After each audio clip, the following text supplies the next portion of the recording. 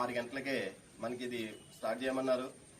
ప్రతి నెల 26వ తారీఖు నుంచి 30వ తారీఖు వరకు కూడా వృద్ధులకి, వికలాంగులకి డోర్ టు డోర్ డెలివరీ చేయమని మనకి ఆదేశించారు. అదేవిధంగా ఎర్లీ మార్నింగ్ 6 గంటలకు కూడా మన మంచిల్లో 34వ డిపో రేషన్ డిపో ఆయన డోర్ టు డోర్ ఇవ్వడం జరిగింది. అదేవిధంగా ఈ రోజు వర్షాన్ని కూడా లెక్క చేయకుండా వర్షంతోనే డోర్ టు డోర్ డెలివరీ చేశారు.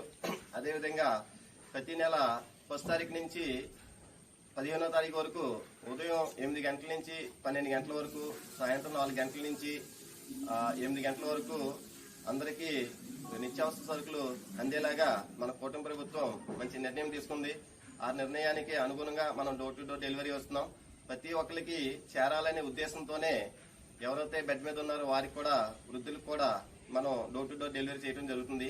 దీనికి ప్రజలందరూ కూడా సహకరించాలి. అలాగే మన రేషన్ డిపో వాళ్ళు కూడా డోర్ టు డోర్ ఎవరైతే ఉన్నారో వికలాంగులకి, వృద్ధులకి ఇవ్వడం కూడా జరుగుతుంది. ఈ విధంగా 100% నిత్యావసర వస్తువులు చేరుకోవడం వల్ల నిత్యావసర సరుకుల్ని మనం అందరూ కూడా వినియోగించుకోవడం జరుగుతుంది.